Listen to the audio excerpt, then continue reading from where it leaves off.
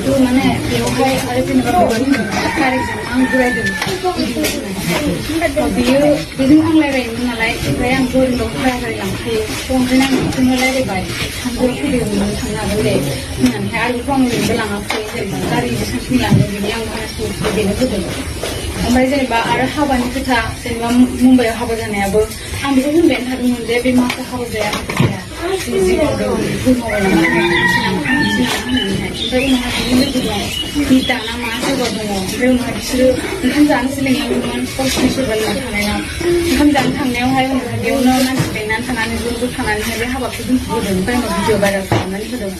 ओमफ्राय आरो बे मुम्बाइआव थांखालिबोथ' बिसोरो आंखौहाय गावसोरनो ब्रा ब्रा लिङो मिथिंगाया ओमफ्राय आंखौहाय फासायनानै दोनो ओमफ्राय फैबाय बिसोरो लांनो थाखाय आं ओंखारबाय फैबाय सोरबा सासे फैफादों आदा होननाय लानानै फैदों थांनांगोन होनबाय थांबाय ओमफ्य टिकेट दानहोबाय मबाइलखौ लाबाय सिम लाबाय टिकेट दाननो होबाय आंबो दानबाय थांबाय सानैबो उनावहाय साननैनि उनाव गाबबाय थाबाय होनबा बियो आंखौहाय माबा खालामबाय थायो सोरबा बांगालाव जानाय भिडिअखौ खालामनाय जायो बायदि माबा बुंखायो होमबा आं सानदों आं मानो बेबायदि जादों आं बेबायदि नङामोन आं बे मिथिंगाखौ 2 मासल'सो लोगो मोनदों आरो फार्स्ट टाइमावबो आङोहाय बिसिनाव थांनायावहाय थांदों आं बे